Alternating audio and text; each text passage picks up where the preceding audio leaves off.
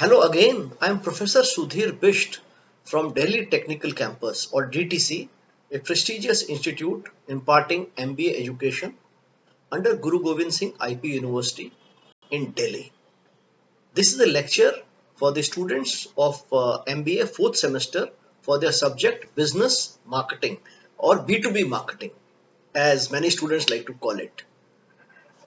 In today's lecture, we shall cover new product development in business market. Just like we have studied new product development in consumer market or FMCG market or foods market, so new product development in business market, we will also understand what is meant by innovation. What are the three levels of innovation? And we will also understand what do we mean by high-tech products or high technology products. So welcome to this lecture.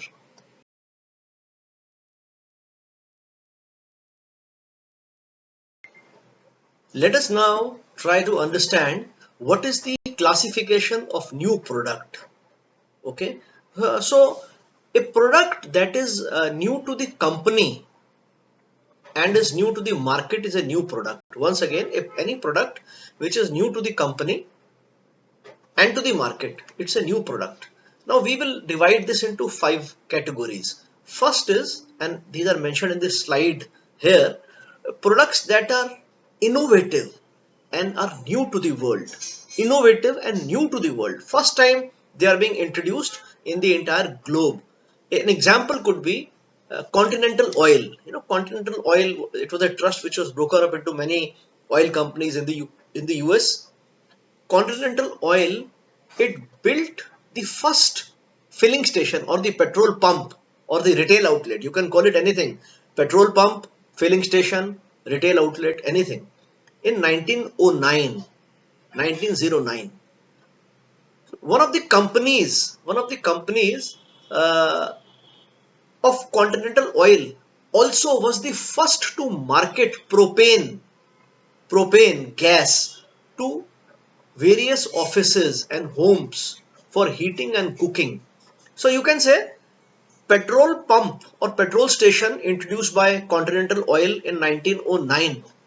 It was an innovative product cum service offering. It was new to the world. Okay. After that, the business of petrol pump started, and petrol pump, mind you, is not B2C because companies sell to petrol pumps which are owned by private individuals. They are resellers. So Continental Oil, when it built its first filling station in 1909, this was a product which was innovative, product cum service. And when one of the companies of Continental Oil, which was known as Philips, when Philips introduced propane, it started to market propane for heating all the big companies, organization, even homes, and for cooking in large restaurants. Then this was also an innovative product. So what was the innovative product then? Propane. Okay. So this is first category. Second category is products that are new to the company but are not new to the entire world market. New to the company but not new to the markets. For example, do you know who introduced LPG or liquefied petroleum gas in India?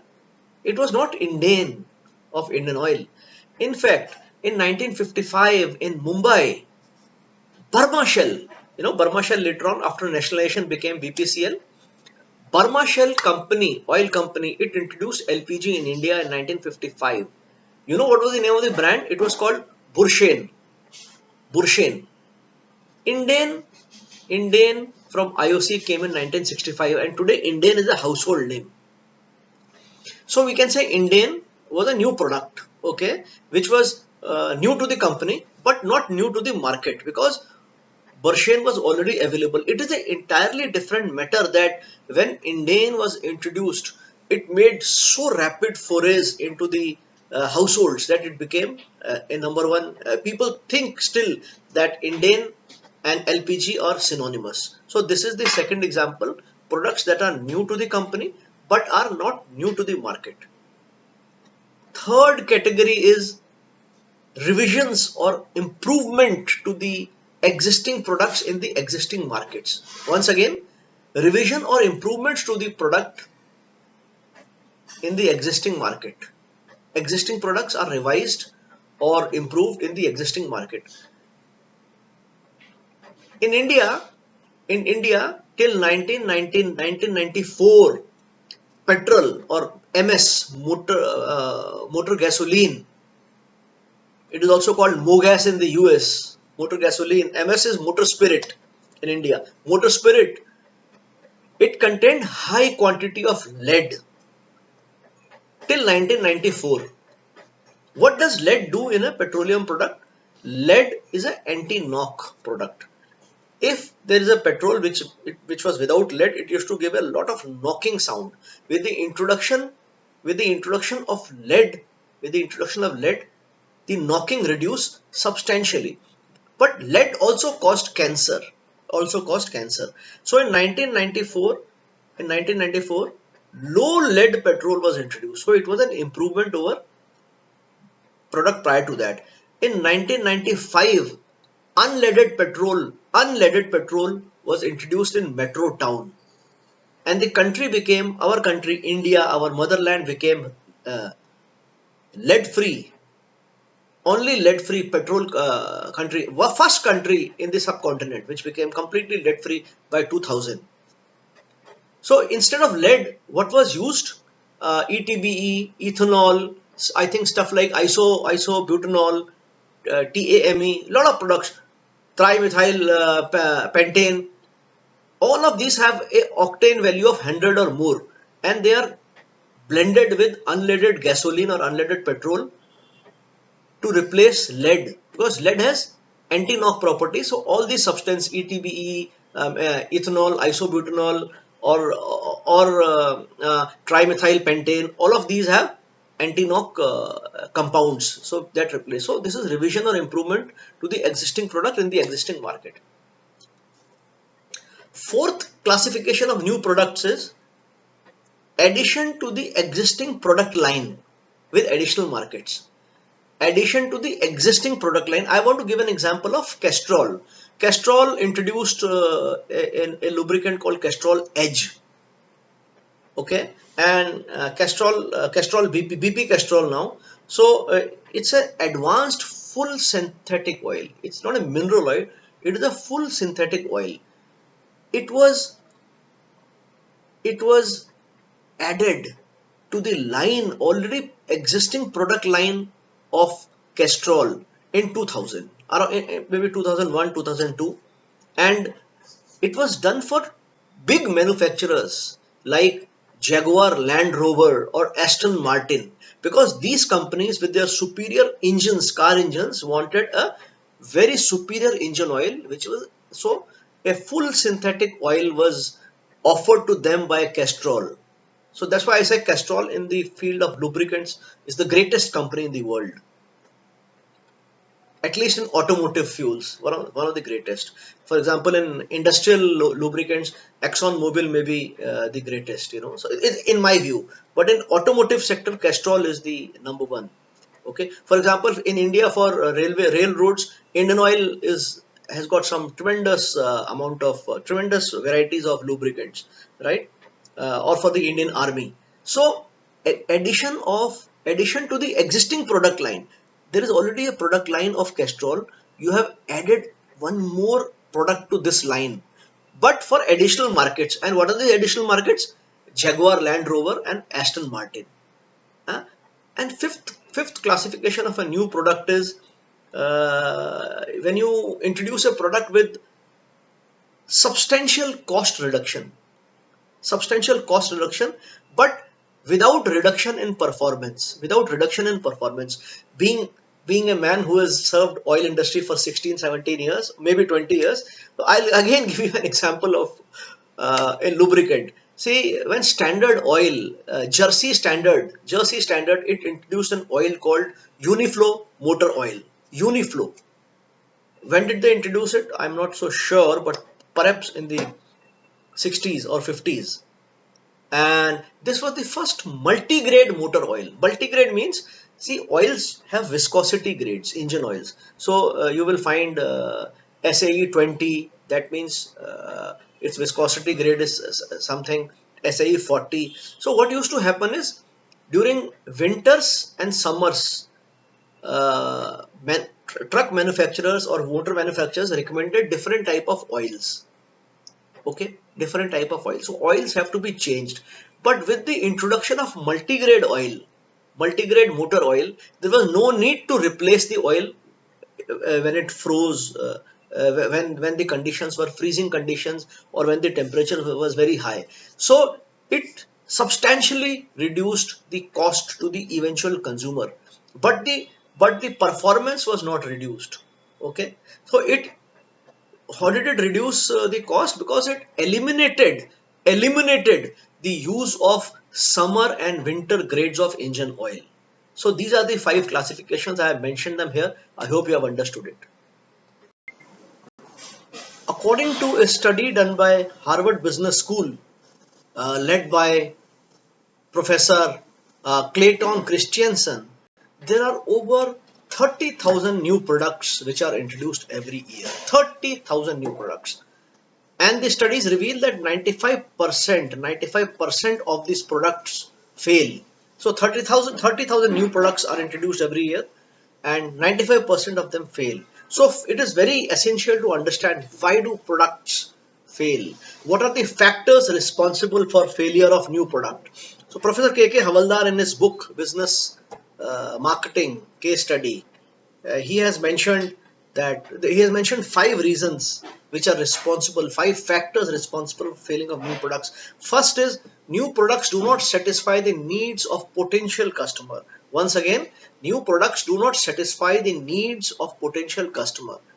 Let me give an example of the branded fuels market in India. You know, at the petrol pumps, there are in Delhi or in Bombay, you will still find there are some there is branded petrol and branded diesel. Like in case of IOC, Extra Mile was the branded diesel. So they failed as a concept. And there was even I remember reading somewhere, there was a case in the Monopolies and Restricted Trade Commission. These are precursor to the CCI days, that a customer had asked if these products actually lead to the branded products, because branded products used to be 1 rupee higher per liter than the unbranded petrol, So, what is the justification for charging 1 rupee extra? So, I have not tracked that case, but later on, excise duty on these new branded products, was also hiked by Government of India, and the customers. I At that point in time, I spoke to large fleet owners, so who were running top of the end trucks, and they also said that initially, when the price differential was not more than 50-40 paisa in branded diesel, they did not mind buying branded diesel. But when it became very high, 2 rupees, 3 rupees, in case of petrol 4 rupees also, they said they did not see any benefit. So I spoke to three truckers, three transport companies, one in Ghaziabad and two in Gurgaon, one in Gurgaon, one in Faridabad at that point in time. They said they they did not find any value. There was no need of there was no need for a branded product which was 4 rupee a liter or 2 rupee a liter higher than the non-branded product, because they didn't think it led to that kind of a benefit to them. So this is number one. Number two is, when the new product is not significantly different from the existing one. Not significantly different. Remember the case of Windows XP? Windows XP was hugely successful ever since it was launched in, I think, 2001. And Microsoft released Vista in 2007. So there is a gap of 6 years. So Microsoft had hoped that Vista would hit, and it was aimed to be a very secure, and their operating system was very speedy, operated high speed. But it turned out that it was not much different. It was not much different or not much secure than the previous operating system. And also, there were compatibility and performance issues. Why? Because older PCs struggled, under its when you put this in the older PCs, the Vista became slow and unwieldy. So I mean, Vista was quite a flop. It was quite a flop. So Windows Vista was a product which was not significantly different than XP. Number three, which Professor Havaldar says, is new products do not deliver expected performance. Remember Windows Phone 7? Windows comes from the stable of Microsoft. Okay, Microsoft actually they had put in place a very good Windows phone, uh, and Windows, especially business users, they thought that the business users who work on Microsoft Windows on their PCs or on their desktops, they will really patronize this because it was a seamless transformation from the desktop or the laptop to the mobile. But although it was a very well funded product, a lot of research had gone into it, but it was several years too late because Android and iPhone, they had already taken hold of this market. Okay, so eventually Windows, even Microsoft even bought Nokia's phone division. They started making their own smartphone. It was a total failure, and they had to write off this acquisition of, I think, $8 billion were gone down the drain. So because the performance of the Windows phone, it was not a patch on the similar phones which worked on Android operating system or on iOS. So it did not deliver the expected performance, although it was launched with a huge fanfare. Sometimes, fourth reason why Professor Havaldar says companies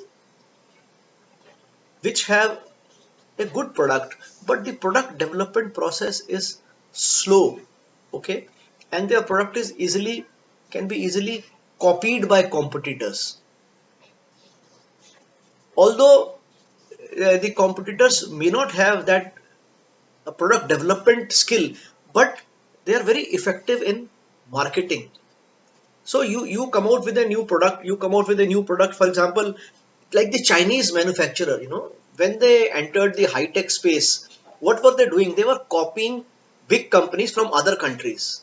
Okay, so they would copy from Nokia, from Motorola, okay, and then from Apple and from Samsung, and they will, because of their great financial muscle and because of their very good marketing effectiveness, they will come and occupy a kind of a high position in the marketplace. The Chinese manufacturers themselves will not do any great. They will not spend anything on the great product development, but they will copy the innovation of the other companies, but and by way of better marketing effectiveness. I will not call it marketing completely better marketing, but effectiveness, by giving a product which is cheap at a lower value.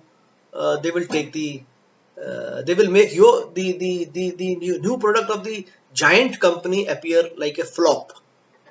And the fifth reason, the factors which are one of the factors responsible for failure of a new product, is the new product is the price is much higher than the perceived value. Google glasses were supposed to be light glasses which you would wear and which would kind of be they will be in sync with your mobile phone, and it will be a real virtual reality experience but just by wearing Google glasses. But it was a glass, it looked unwieldy, and it cost $1,500. It flopped. I personally feel it flopped because nobody wants to have. It did not give joy that you are walking down the streets and you are getting alerts on your mobile phone that there is a coffee shop here, there is a coffee shop there. There's not much value, and it cost $1,500. So I think these are, as Professor Havaldar says, and I completely endorse. These are the five reasons or five factors responsible for failure of new products.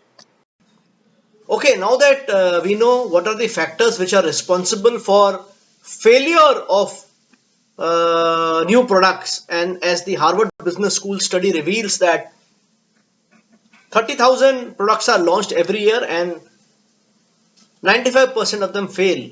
Let us now try to understand what are one or two or three success factors for new products.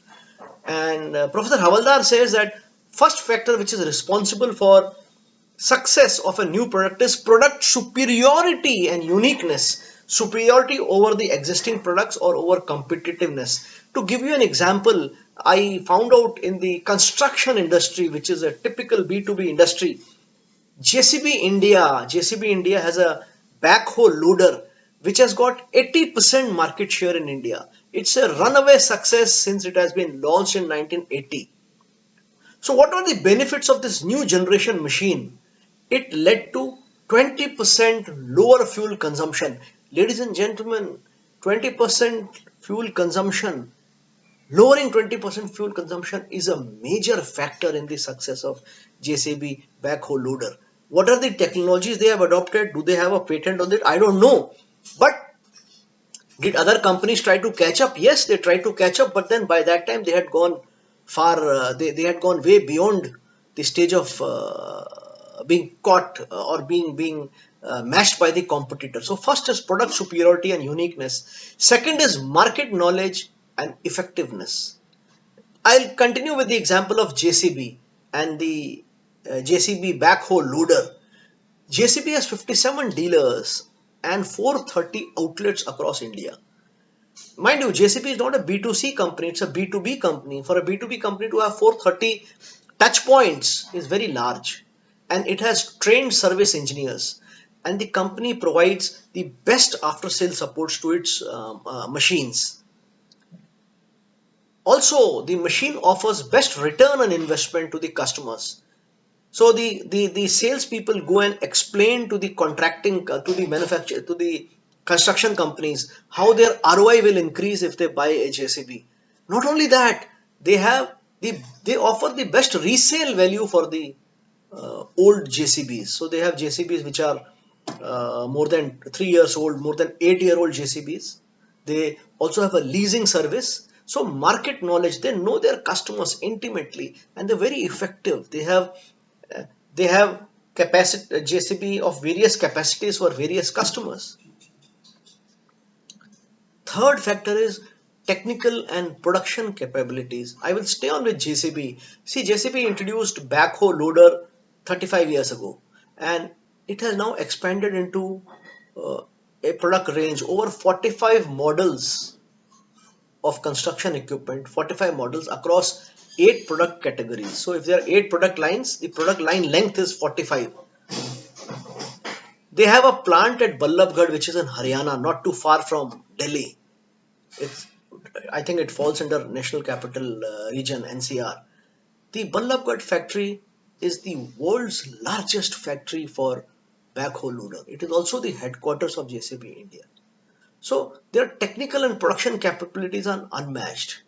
So I wanted to give you an example of a business product in a business market and to explain to you what Professor Havaldar says three important success factors for new products. Product superiority and uniqueness is number one. Number two is market knowledge and effectiveness. Number three is technical and production capabilities. So in this slide, I will briefly explain to you the new product development process and what is known as PLC management for new product. PLC means product lifecycle management for new product development. So if you see this slide, it is the steps or the process is not very much different from the processes of other products, which is non-industrial products or non-business products, but except in the case of concept development and testing. uh, First step is of course idea generation. Ideas are generated. The team of the company which is responsible for new product development, it gets a feedback from the market, and then the people who are it is led by a senior person in the management team. They sit down together. The CEO also is an important guide or a member of the idea generation team, or he sets the guideline. It is at his instance that a team is set up. So the process of idea generation is same. Then of course idea screening in which new product ideas are rated. So if there are various success factors, they are listed on one side, and each factor carries a weight. So if the total of all the weights is 1, or 1 means 100%, so how important is one factor in the success of the new product that is given a weight, and then all the new products ideas, they are rated on a scale of let us say 1 to 10, okay, on each of the weights, and then the final process is arrived at. So it's a weighted factor model. So one which gets the highest marks is the product which is to be developed. Why this mathematical model is chosen? It is to minimize subjectivity. Okay, for example, suppose there is a motorcycle in which there are two, a new model is to be developed. One model talks about the features, the change in features, and the other talks about the change in engine design, which leads to more fuel efficiency. And the company has the target or the resources to introduce only one new product. So which of them will be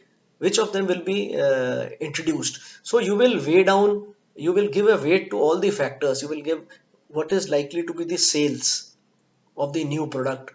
Will this sales eat into our existing product, which means cannibalization? So you'll give a factor to each one of them, and then rate both the features, both the new or the new prospects on each of these weights, and then you will decide. Idea screening. Third is concept development and testing. Concept development testing is something which is interesting, because there are, how do you develop a concept and how do you do a test? So you can develop a physical product also. You can develop a physical product also, a prototype kind of a thing. Number one. Number two, you can have a computer generated 3D plastic prototype. Okay, a plastic prototype, not the real. If there are metals, you don't use those metals. You have a feel. How does it look like? Third is virtual reality. In case of virtual reality, there is a software package design which designs a product on the computer. Okay, and the prospects, that means a customer can come and see, or the sales team, it can operate the simulated product in a simulated condition. So first is you really make a full product. Second is a computer generated 3D plastic prototype, or you use a virtual reality. To explain virtual reality more is, suppose you want to design a new a new motorcycle, then and if you say that it will have a this new motorcycle will have a enhanced power steering or something like that, or a car, let us take the example of a car, it will have a power steering. Then you actually sit before a computer, and you use virtual reality, and you really with your own hands, you have a console, and then you give it a tilt, so you can see how the power steering will work in a simulated condition. So this is concept development and testing. And then of course you have to do a proper business analysis. uh, then comes the stage of product development. You have to the design stage, the engineering stage. So this is, first is design stage, then process engineering, then tooling, then manufacturing, then testing, and then final product. And why is testing done before final product? So that if there is no failure during the testing, then the final product will be produced. So product development is design, process engineering, tooling, manufacturing, testing, final testing. Then after that comes market testing. It's not yet ready for commercial launch. What is market testing? There is something called alpha testing and there is something called beta testing. So what is alpha testing? In case of alpha testing, uh, it is the alpha testing is done by testers and quality analysts inside the organization. Once again, alpha testing is done by testers and quality analysts inside the organization. Whereas beta testing is done by the real users. For example, you have developed a new website or new software.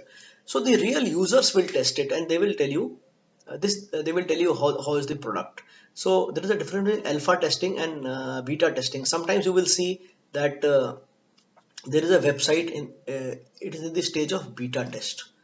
Okay, beta test, and the company shares the URL with a few people and they ask their reactions. This beta testing. And then, after the alpha and beta testing, you introduce products in the trade shows. Okay, you do a testing in the distributor or dealership showroom. So this completes the test marketing. And after that comes the commercialization stage. Commercialization stage. I also want to touch base upon the PLC management, or product life PLC management, product life cycle management for the new product. See, studies have revealed that suppliers, they contribute 70% of the final product design. 70% of the final product design is contributed by suppliers. So the original equipment manufacturer, many times he is just a systems integrator. He is just a systems integrator. So this has led to new category of software solutions which are known as PLC management, or PLM, product life cycle management. PLM is a it's a comprehensive framework of technology and services which enables collaboration between manufacturing companies, their suppliers, and their customers. So manufacturing companies, the original equipment manufacturer, their suppliers, and the customers, to collaboratively kind of conceptualize, design, and build and manage products throughout their life cycle. Throughout their life cycle. Uh, let's take the example of of a of a of a engine oil for a new generation car. Let us say an engine oil for a new generation car. Okay, so there is a comprehensive framework in which, let us say, the manufacturing company is British Castrol BP. Castrol is the manufacturer of that oil. Castrol has got additive supplier whose additives are the heart of the base oil. Additive supply is different. And then let's say there is a company called Suzuki, the car company. So all three will combine to study how the new product, the new engine oil is performing. Customer will give a feedback to the manufacturer. And the supplier, which is let us say Lubrizol is the additive supplier. So they will all see where is the new engine oil lacking, and what suppose they want to increase the viscosity at a particular temperature. So what are the additives which need to be added, right? Or is it that the cooling properties of engine oil needs to be enhanced, okay? Or a viscosity index improver needs to be added, something like that. So the PLM is a software solution that provides close integration between manufacturing company, its suppliers, and the customers. Okay, so modern product development systems, they have a ability to create. Now I'm not talking of oil, but modern product development systems, they have a ability to create digital products and cross-functional collaboration within the entire value chain. It is said that the PLM, product management, PLC management software solutions, they help in reducing product development time by 40%. These are studies. So product development time is reduced by 40%. Process errors are reduced by 50%. And there is a reduction in the product development related travel expenses by 65%. And the time to market is minimized by 40%.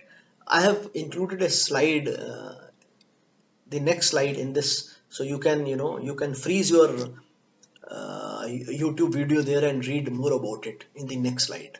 So this is what is all about new product development process and PLC management for new product development. As you see, it is not so vastly different than than the new product development process of other products, except in the case of concept development and testing and market testing.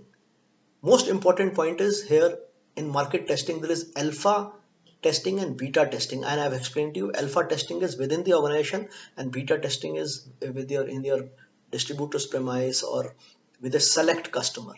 So I hope you have understood what are the steps which go before commercialization, idea generation, idea screening, concept development and testing, business analysis, product development, market testing, and finally the commercialization.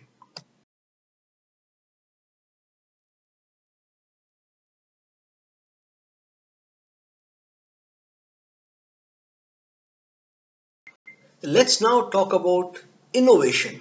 What is innovation? What are the levels of innovation? There are three levels of innovation. I will come to that later. But innovation is not about just creating new products. It's not just about creating new products, but introducing new methods to improve any operation is also an innovation. It is not just about creating new products, but introducing new methods to improve any operation is new. It's also innovation. Give you an example. Give you an example. When I started working in Indian Oil Corporation, I was in the LPG department, production department. There were many plants which used to fill cylinders, 14.2 kg cylinders, using filling guns, which were used hand used filling guns. It was a manual operation. And then came carousel. Carousel is a machine. I think there are many brands. Chris Plant, Kosan. This is what I remember. So carousel was a kind of a. It had 15 to 20 guns. It was rotating, and a cylinder will come via the conveyor belt. It will stop at one carousel center. The gun will automatically, pneumatically, using pneumatic pressure, it will fall and it will fill as it completed one round. So this is a new operating process. So this is also innovation, right? So any product, process, method, service, idea that is perceived as new by someone is innovation. Okay. So not just new product, innovation, process, new process. Innovation must have commercial use. If it does not have a commercial use, it is not really innovation in business sense, right? In the 70s, if you see a LPG cylinder of Indian is a brand of Indian Oil, the great company, Indian Oil Corporation. If you see the cylinder of, if you may not have seen, your parents would have, or your grandfather would have seen, it used to have a F type valve. So you need to open that valve, and then the LPG will flow out of cylinder. It was not so safe. After that came pin type self closing valve, in which you could easily put a regulator and you operated the knob of a regulator and the LPG would flow. So change from F type valve to self closing valve. It is existing market, existing technology, which made a product safer. This is also innovation. Huh? I just thought I should give you an example of innovation. Then in the next slide, I want to explain to you what is meant by levels of innovation. What is meant by levels of innovation? So we'll explain that. In this slide, I have tried to explain what are three levels of innovation. So there are three levels of innovation. Incremental innovation, which means that in case of incremental innovation, uh, if you take on the x-axis value creation for the company, the value is created. The company which is responsible for incremental innovation, the uh, value is created. If you on the y-axis you take the competencies, what are the competencies required? So you don't require world class competencies or market changing competencies. You require a company level competency. So I gave you the example of change of in a LPG cylinder, change of a valve from F type valve to a self closing valve. This is incremental kind of a innovation. Okay, so if you're selling a software solution to a banking company, and if somehow you are able to integrate the banking activities and the customer activities, and that app is so nice, when it must have first been introduces the banking apps, incremental innovation. It is, you can say, in the hierarchy of innovation, it is at the base level, incremental innovation. So you have a You have a construction equipment which is which has a working efficiency in terms of fuel consumed X, and if it becomes 20% more fuel efficient, that construction equipment incremental, this is called incremental innovation. It has added incremental value to the company, and the competencies required are the company level competencies are required. Let's take breakthrough innovation. Breakthrough innovations are which not only impact that company, it will impact that industry, that market. Breakthrough, when motorcycles in India, when the first four-stroke bike was launched, we can call it a breakthrough innovation, because the fuel consumption it reduced dramatically. Earlier, a bike used to give 30 kilometers to a liter. Now, a bike was giving 70 kilometers, 80 kilometers to a liter. Hero Honda CD100. Breakthrough. All other players in the same market, they are forced to change their technology from two-stroke to four-stroke. It's a breakthrough innovation. Transformational innovation has the capacity to transform not only the company, not only the industry, but the world. Hydrogen cell technology, if it becomes commercially viable, will be a transformational innovation. It will require world-class competency. No company alone can work on it. Perhaps the industry bodies will need to work on it. Various universities will need to get together to work on it. Transformational level of innovation is the highest level of innovation. So how do you manage innovation? How do you manage innovation? You manage innovation by, you have to adopt a decentralized structure. You have to empower your people. You have to develop collaborative teams, especially when you want to go up from incremental to breakthrough innovation to transformational innovation, and you have to get the right people. So it's all about people. It's all about the culture of the company. It's all about the culture of the industry. So these are three levels of innovation which I thought I will discuss with you and give you the apt examples.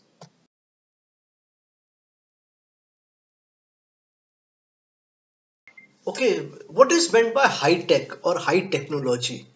You hear this word. This is a high tech stuff.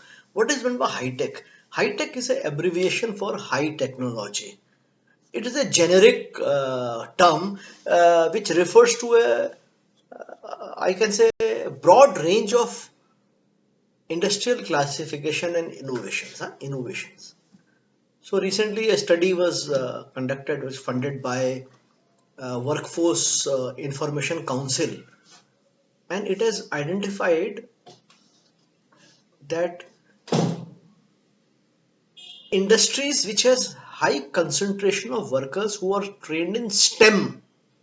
Once again, World Information Council has identified high-tech sector as one which has lot of concentration of workers who are trained in STEM. STEM, what is STEM? STEM means S for science, T for technology, E for engineering, and M for mathematics. Once again, STEM is S for science, T for technology, E for engineering and mathematics. So whichever industry has high concentration of such workers, it is a high tech company, high tech industry. So it is generally, we are seeing that typically uh, employment is shifting from manufacturing to high tech services in the recent year. Okay, so high tech industries, they play a very important role in the modern economy, and and people who work there, they get significantly higher pay than other industries. Of course, many high tech industries have seen bursts. They are bursted like bubble. But high tech is a term that is generally applied to economic and industrial sector where technological innovation, that's the word, where technological innovation is emphasized. So high tech, you can say, is that sector where technological innovation, It may be company-wide innovation or market innovation or worldwide innovation, but innovation is emphasized, and which employs lot of workers who are from the STEM, science, technology, engineering, and mathematics. I have taken this definition from Techopedia. I have mentioned the source.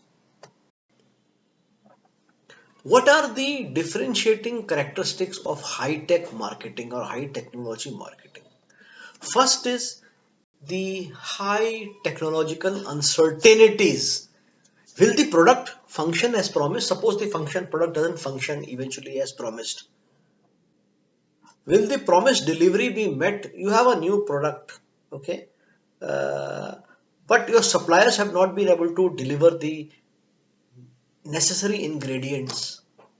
So, will the suppliers meet their delivery schedule? Will the suppliers give you high quality service? Okay,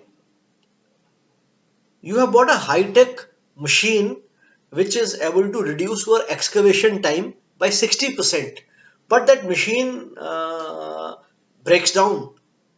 So, how fast the supplier will be able to come and assist you in getting the machine up and running again? Will there be side effects of the new products, new services? There is a new pesticide you have or insecticide you have launched. What are the side effects on the soil quality? So, high technological uncertainties. Second is high market uncertainty. Very difficult to know the customer, which customers will need this technology, and how will the needs change in future. Will the market accept these technical standards? So, high market uncertainties. Third differentiating characteristic is, it is, when I'm saying differentiating characteristic, you can also say obstacles. It is very difficult. Third is, it's very difficult to forecast the size of the potential market for high tech innovation. I will explain to you in the next slide. There are innovators. Among customers, there are innovators. There are early adopters. There are laggards. So, how quickly will the technology be accepted? Very difficult to forecast the size of potential market. Fourth is competitive volatility. Competition will be quick to respond. Many times we have seen that the high-tech products have short lives. Do you remember pagers? Pagers. I remember I was in Indian Oil Corporation 1997. As a deputy manager sales, I was given a pager. How long did the pager last? 2 years. Another differentiating characteristic of high-tech marketing is high development costs. It takes a lot of time. I explained to you in the new product development the various stages: alpha testing, beta testing, a lot of stuff. So differentiating characteristics of high-tech marketing is high technological uncertainties, high market uncertainties, difficult to forecast the size of the market. So if you can't forecast the size, you can't work the economics, right? High competitive volatility and short life, sometimes the short life of high tech products, and high development cost. So these are some of the differentiating characteristics of high tech marketing. In this slide we will talk about what is technology adoption life cycle and chasm. I have taken this from this book, great book by business marketing by Professor K.K. Havaldar. And this graph is very good depiction of how high tech new technology is adopted by various segments of user. If you see the technology adoption cycle, it starts with innovators. Who are innovators? The first people who will adopt. Very few, tiny, minuscule, like DVD player. When DVD player came instead of VCD player, who are the people? Early innovators. After early innovators come early adopters. And as you see in this picture, there is a gap is shown between innovators and early adopters. This is called the chasm. Crossing this gap or the chasm is closely related to the technology adoption life cycle, where five main segments are recognized: innovators, early adopters, early majority. After early adopters, if the product is successful, innovators, early adapters, early majority, late majority, and laggards. After laggards, the cycle tapers off. So the most difficult step is making a transition between early adapters, innovators to early adapters, and then early adapters to early majority. Early adapters to majority is a very difficult step, because once you have early majority, then you reach the critical mass of the new product and your product succeeds. It doesn't break even with innovators, it doesn't break even with early adopters, it break evens with early majority, the third stage. So this is the chasm he refers to. If a successful company or a firm can create a major effect in which momentum builds, then the product becomes from a niche product, early adopter product, to a standard product. So this is a technology adoption life cycle and chasm. This is specially true for industrial products.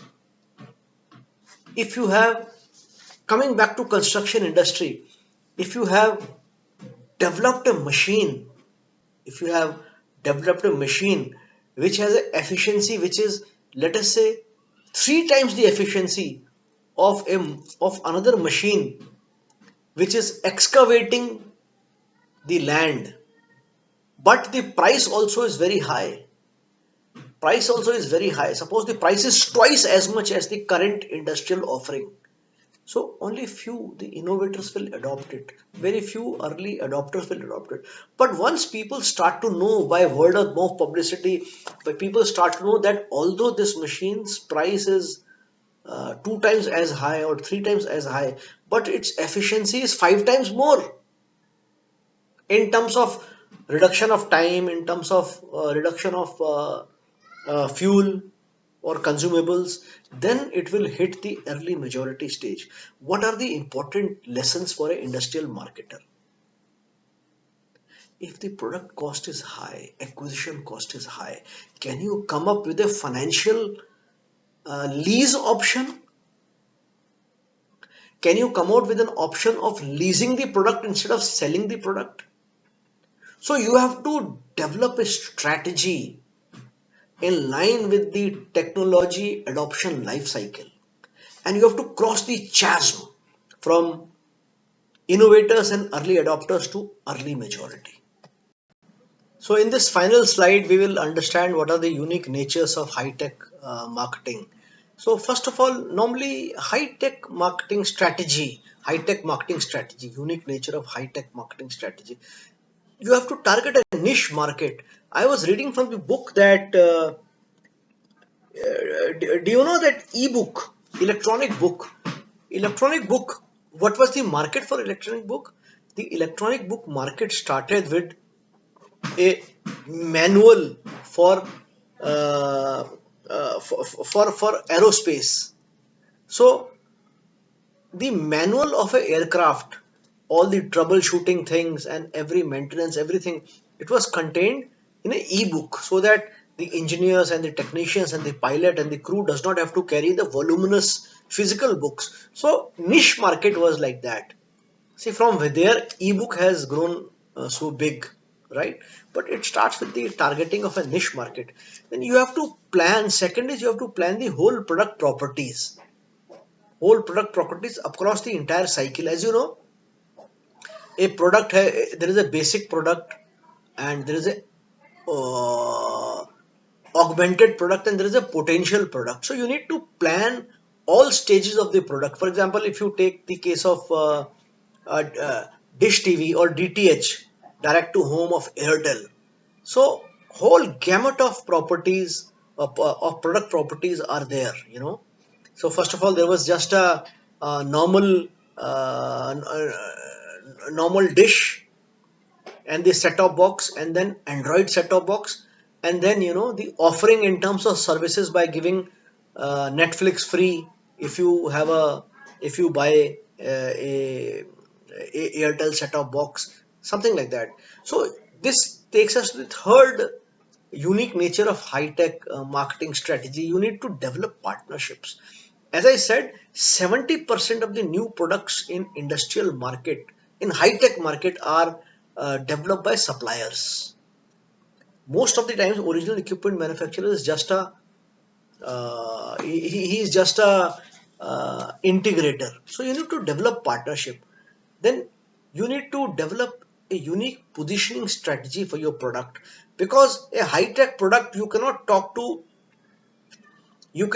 to the market unless you have a positioning strategy. What will the product do for you, for your existing processes, for your existing operations? Okay, how will it increase your profitability? You need to have a well defined positioning strategy. This is true for all new products, but this is especially true for high tech products. So this is the strategy. You need to have an integrated marketing communication, which is true for everything. That means it should not happen that one arm of promotion is emphasizing one feature, the other arm of promotion is emphasizing a different feature. You have to try for multi-channel distribution strategy, because initially because you need to have a critical mass. So if there is more than one channel which will take you to that critical mass, well, you need to take more than one channel. Mostly it has been observed that skimming pricing strategy is adopted in high-tech marketing. Skimming pricing means when the product is new and it is the enterprising early innovators or early adopters who use it, then the pricing that is charged from them is more, because gradually the price is reduced. Gradually the price is reduced. You can see it in any product, a high tech product. Initially the price is high, so the innovators and early adopters, they patronize the product. Then by word of mouth or by publicity through net or through social media, then the first innovators take it, then early adopters come in, and then it reaches a critical mass. So once it reaches a critical mass, a lot of new companies will come with a me too kind of a product. At that time you can't charge a premium. Not true for all products, but true for high tech marketing strategy. So I thought I must take you through this slide so that you have a sense of how high tech marketing strategy is kind of a different from the normal products.